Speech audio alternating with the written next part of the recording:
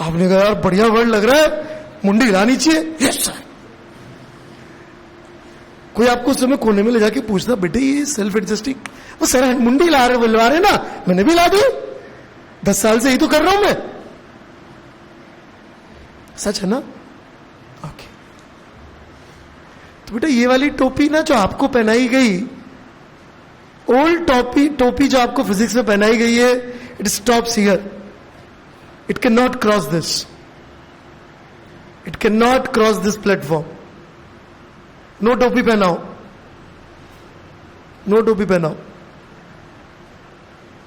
If I am not able to prove anything by fact और logic, I will not teach it, that's it. हम सिर्फ 4 सवालों के answer नहीं दे पाएंगे आपको। What is mass, what is charge, what is space, what is time, everything else I will be able to answer. Problem is you are not ready to ask. मेरे पास हर क्यों का जवाब है फिजिक्स में। प्रॉब्लम यह है आपको क्यों वर्ड पसंद नहीं। मैं 1 घंटा पढ़ाता हूं व्हाट इज एनर्जी, मैंने आधा घंटा पढ़ाया था व्हाट इज फोर्स, शायद याद हो आपको। याद है? समझाया नहीं समझाया मैंने व्हाट इज फोर्स? या भी पुश एंड पुल की जिंदगी जीते आप? या मैंने समझाया, मैंने आंसर किया नहीं किया व्हाट इज फोर्स? फिर हाँ ओके, वेलोसिटी 0 है। अच्छा, जिसकी वेलोसिटी 0 होती है उसका एक्सीलरेशन 0 होता है। This is law of physics. Alright, great job. जिसकी वेलोसिटी 0 होती है उसका एक्सीलरेशन 0 होता है ना। किसी एक मोमेंट पे किसी की वेलोसिटी 0 है तो उसका एक्सीलरेशन सदा सर्वदा के लिए 0 हो जाएगा।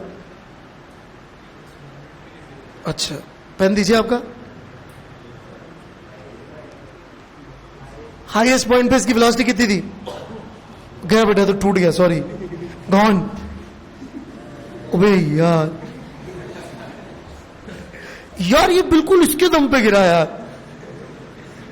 मैंने कैलकुलेट नहीं किया, इसका सारा सेंटर ऑफ मास इस तरफ शिफ्टेड था, इंक खत्म हो रही थी। अरे तो मैंने चेक नहीं किया यार। अरे सॉरी यार। अरे हाईएस्ट पॉइंट पे कितनी वेलोसिटी थी इसकी? और एक्सीलरेशन भी 0 था, ग्रेविटी लगना बंद हो गई थी। जैसे आप सो गए वैसे ग्रेविटी भी सो गई थी, राइट? Anyone else? यस, ताकि ब्लॉक नहीं कर पाए।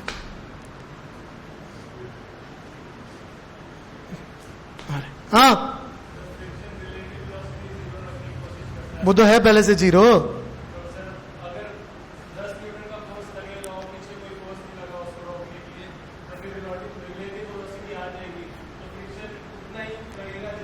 पता नहीं क्या कह रहे हो। Okay, alright, here we go.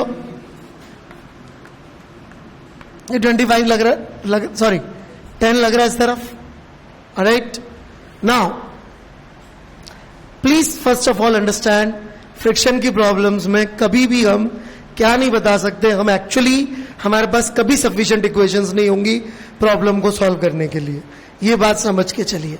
Alright, चूंकि आप लोग बिल्कुल भी तैयार नहीं है तो मैं सोच रहा हूं इस सवाल का जवाब थोड़ी देर में दूं। ऑलराइट, 1-2 सवाल और डिस्कस कर लेता हूं।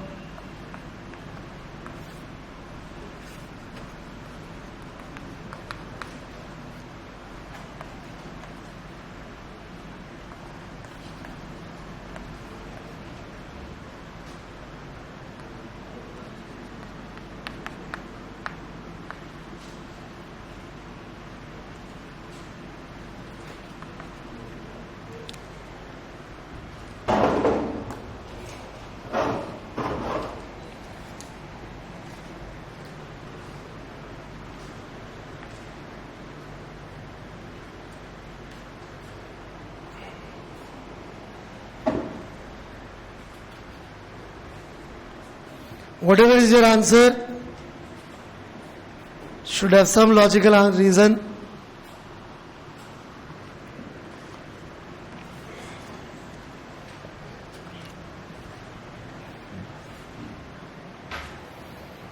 इसमें आप लोग बहुत कंफर्टेबल हैं क्योंकि ये सब मक्के हैं आप लोग। जबरदस्त रट्टे मरवाए गए आपको इसको सॉल्व करने के। याद रखिए, मैं क्यों पूछूंगा, मुझे आंसर में कोई इंटरेस्ट नहीं होता, और मैं ब्लॉक और ब्लॉक ही दूंगा, आज ही दूंगा, जो आपसे सॉल्व भी नहीं होगा, और 2 ही ब्लॉक दूंगा, 3 भी नहीं दूंगा, 2 ही दूंगा। तो आप मर जाओ तो आप सॉल्व नहीं कर सकते, ऐसा सवाल दूंगा।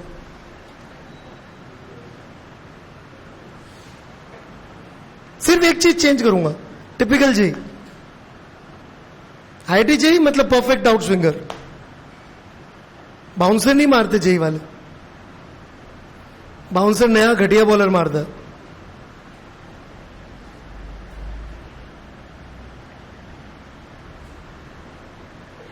आगे आपका आंसर सब दिमाग में सोच लेते हैं आप रट रट के। हाँ, ओके, खतरनाक रट्टे मार रखे इस बच्चे ने तो यार। ओके,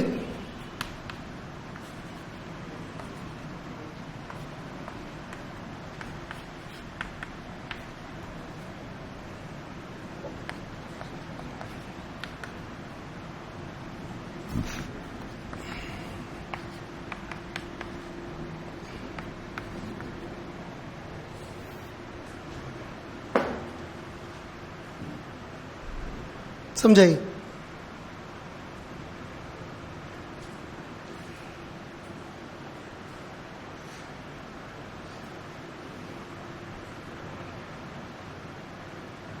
समझाइए बेटा, क्या रट रहे हो? कौन से एग्जाम की तैयारी कर रहे हो तुम? कौन से एग्जाम की तैयारी कर रहे हो बेटा? नहीं,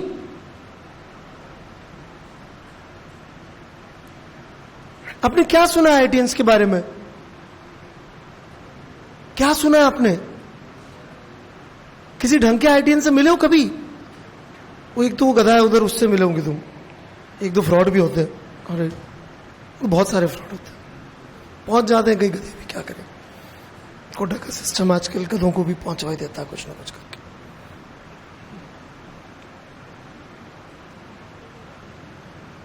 कितने अननोन दिख रहे हैं आपको? 2 अननोन दिख रहे हैं इस इक्वेशन में। बेटा गिनती गिनना तो सीख लो यार। मैं पूछ रहा अननोन, वो बता रहा इक्वेशन, सुनते थोड़ी लोग।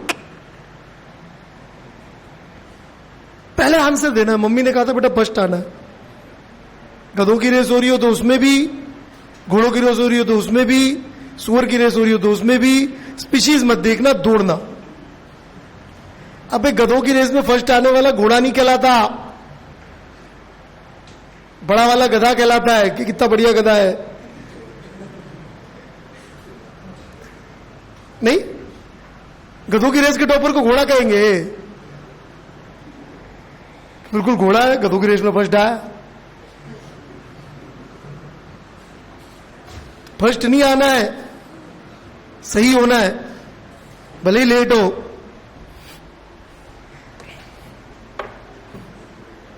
क्या हो गया बेटा? आप आंसर दे रहे थे। Okay, how do I get answer for this and this और may be this? How do I solve any of these problems? Let's say 60 minus f is equal to 5a1, f is equal to 10a2. How do I solve? This or this? Or this? Or this? And I have to be consistent. It cannot be this कि based on problem I can change logic. You see my pain?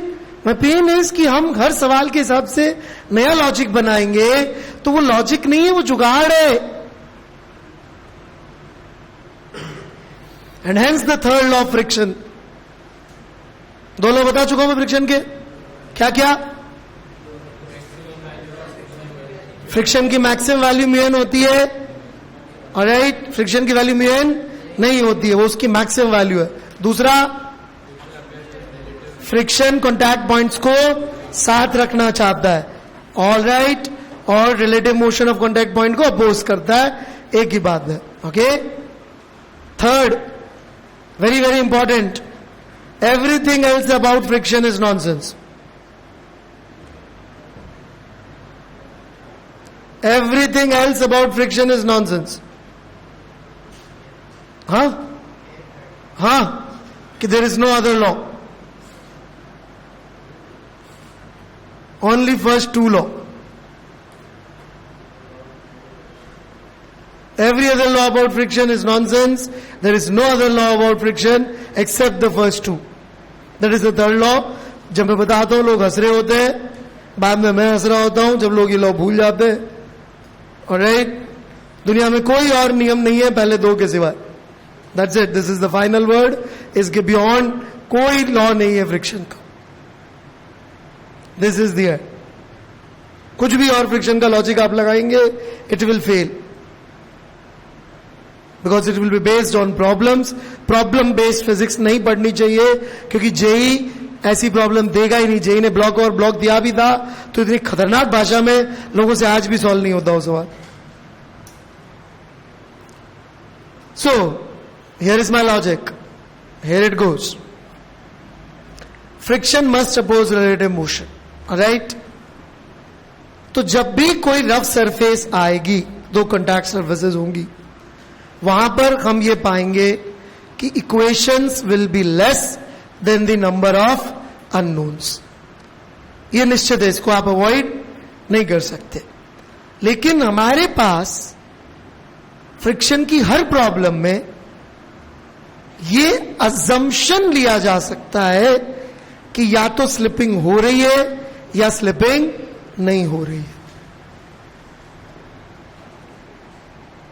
We have to assume slipping. समझ रही हैं आप? 5 के relative 10 या तो आगे बढ़ रहा है या 5 और 10 साथ साथ चल रहे हैं. 5 और 10 या तो साथ साथ चल रहे हैं या 5 के रिलेटिव 10 आगे बढ़ रहा है. मेरी बात समझ में आती है नहीं? इन दोनों में से कोई एक चीज हो रही होगी, या तो 5 10 के रिलेटिव आगे चल रहा होगा या फिर 5 और 10 साथ साथ चल रहे होंगे. Do you get that? Sure, no doubt, पक्का? ओके. सो गोइंग फर्दर, हम प्रॉब्लम सॉल्व नहीं कर सकते. ये वाली भी, ये वाली भी, ये वाली भी मैं तो नहीं कर सकता. आप समझदार लोग हैं, आप कर सकते हैं. ओके. तो या तो स्लिपिंग होगी या स्लिपिंग नहीं होगी. अमेजिंगली दोनों केस से वेरिएबल कम हो जाते हैं. कैसे कम हो जाते हैं दोनों केस से वेरिएबल? मैं एफबीडी ऊपर बना रहा हूं, ठीक है ना?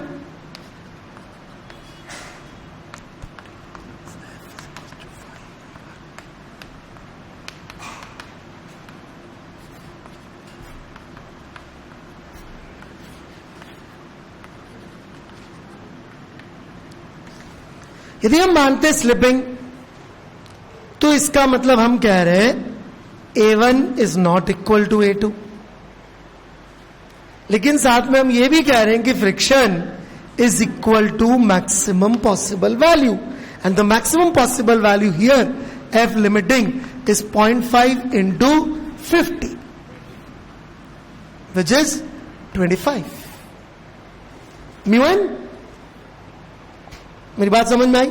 यदि हमने कहा स्लिपिंग हो रही है तो इसका मतलब फ्रिक्शन अपनी मैक्सिमम वैल्यू पे आ चुका है. यदि मैंने अज्यूम किया नॉट स्लिपिंग, तो friction is less than equal to 25. We don't know its value, but we can say A1 is equal to A2. Same logic keeps on going as we keep on moving for further problems.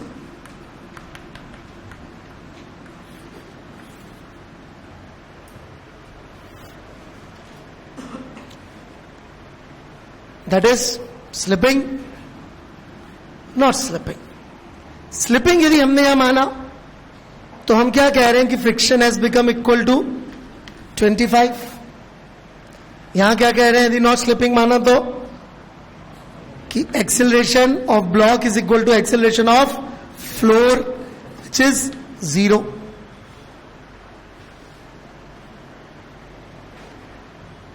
And we need to check cases, और कोई solution नहीं है ईमानदारी से friction सीखने का कि हम दोनों केसेस सॉल्व करें और उनको समझे, सीखे किस केस में क्या चीज क्यों गलत है. जैसे कि मैंने मान लिया फ्रिक्शन 25 पुट कर दिया, A1 की वैल्यू आ गई, कितनी आ गई 1, A2 की वैल्यू कितनी आ गई 2.5.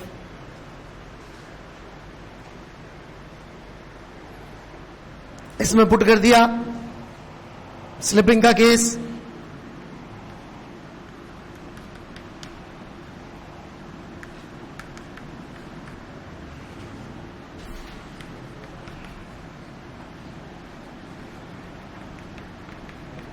नॉट स्लिपिंग का केस,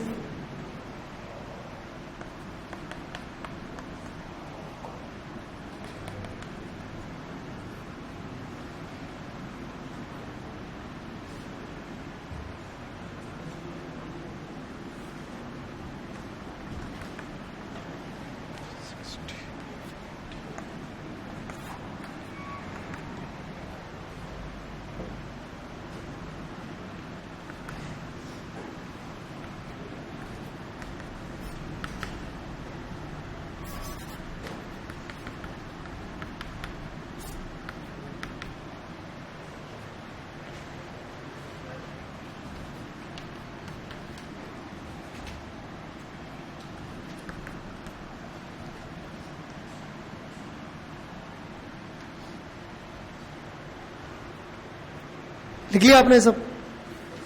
पहले समझेंगे फिर लिखेंगे, राइट. कॉपी गंदी हो जाएगी, क्लास वर्क में मार्क्स कट जाएंगे जेई में, राइट. स्कूल जिंदाबाद.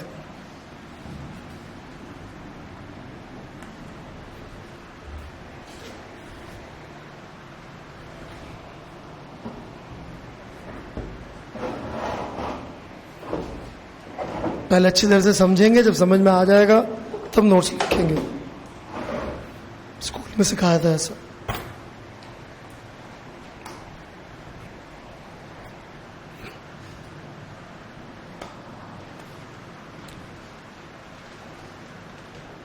ऑलराइट, कौन सा केस क्यों सही है, कौन सा केस क्यों गलत है. हियर मेरा प्रॉब्लम समझे क्या कह रहा हूं मैं. Mathematically this can not be solved, cannot be solved, cannot be solved. But we know physically there are only two possibilities.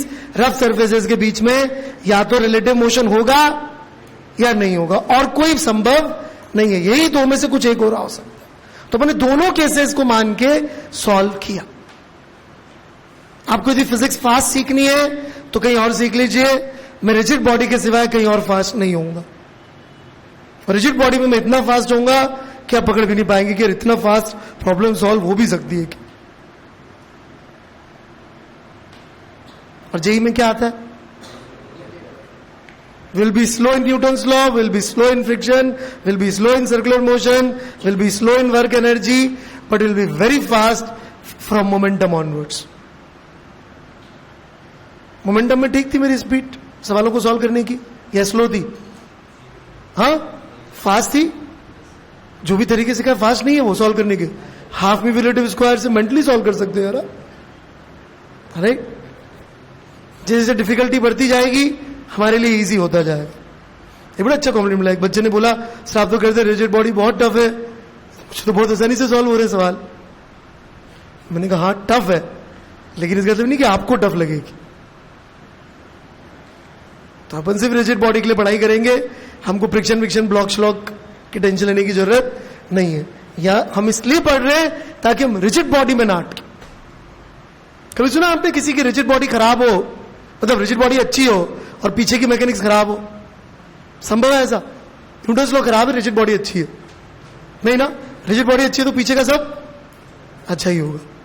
Newton's law अच्छे है, रिजिड बॉडी खराब है, ऐसे केसेस पूछ लीजिएगा, बाहर बहुत सारे मिल जाएंगे. सर मुझे न्यूटन्स लॉ तो आते हैं पर रिजिड बॉडी नहीं आती.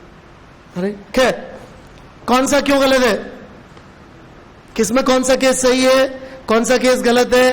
थर्ड लॉ याद रखिएगा, न्यूटन का नहीं, मेरा।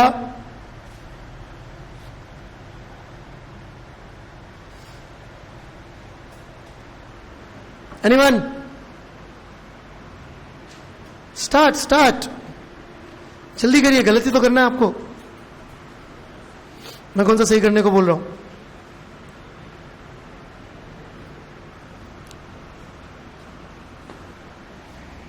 हरे में दो केसेस है, दोनों तो नहीं हो सकते, या तो स्लिपिंग हो रही होगी या फिर नहीं हो रही होगी। क्या हो गया बच्चे?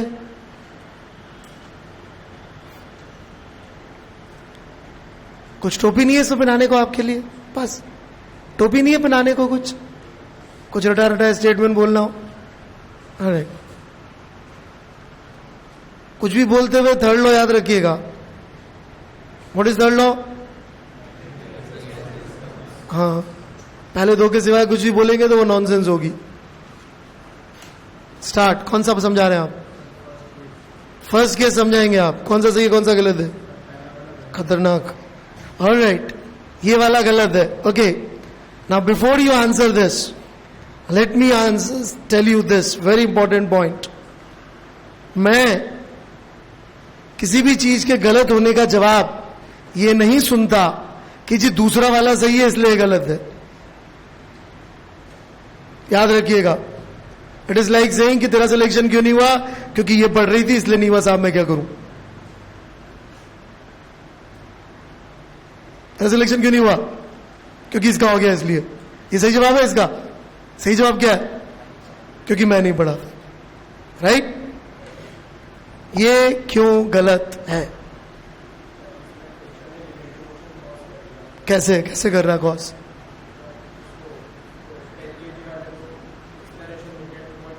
हाँ हाँ, वेरी गुड। 10 kg पे यदि हम बैठ जाएं तो हमको 5 kg किधर जाता हुआ दिख रहा है? पीछे। और फ्रिक्शन भी किधर लग रहा है? पीछे। इसका मतलब ये गलत है। आपने पहले पढ़ा हुआ है, मुझे ऐसा लग रहा है, मुझसे ही। ओके,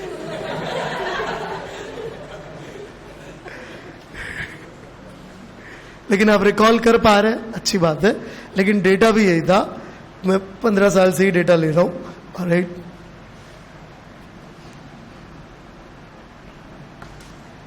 सबको समझ में आया लॉजिक?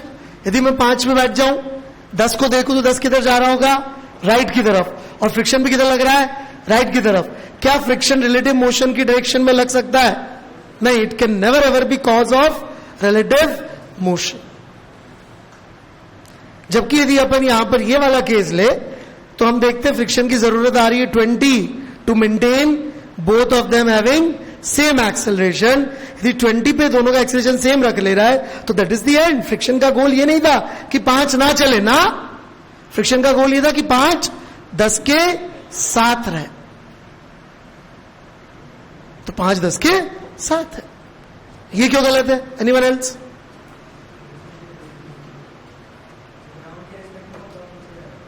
ग्राउंड के एस्पेक्ट में ब्लॉक पीछे जाएगा और फ्रिक्शन भी पीछे लग रहा है, क्या ऐसा संभव है? नहीं, means wrong.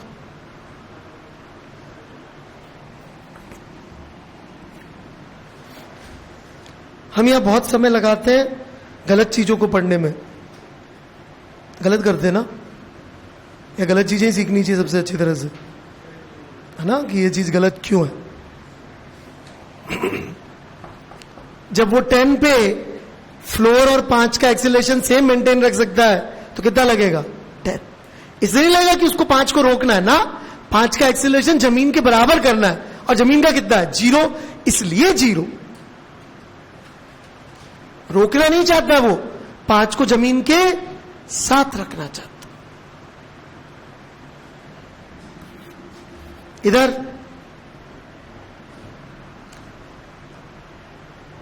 why is this wrong or right? गलत या सही, और क्यों?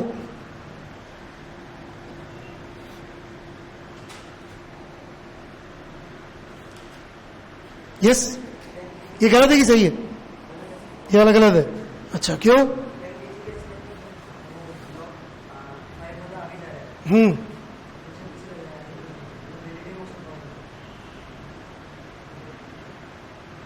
खतरनाक रटते यार तुम। अभी का अभी मेरा रट के उल्टा लगा भी दिया उसको।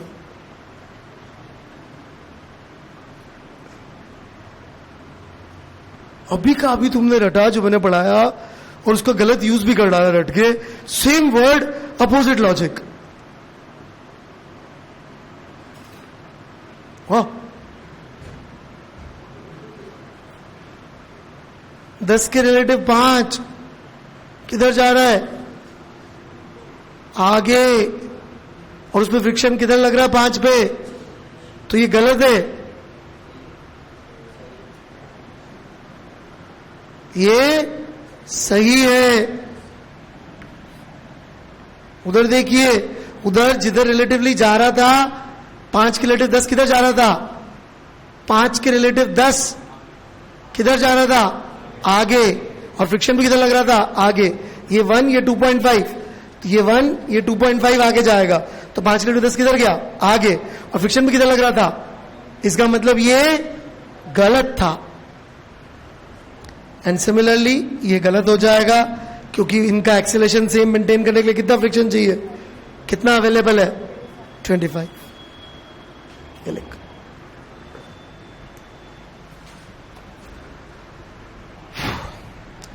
आज मैं नहीं करा पाया वाला सवाल, ब्लॉक और ब्लॉक वाला एक और अगली क्लास में लेता हूं मैं, ठीक है। और सर्कुलर मोशन भी हो सकता है हम शुरू कर देंगे अगली क्लास में। आज का जो होमवर्क रह गया वो डिस्कस कर लेंगे अगली क्लास में, ठीक है।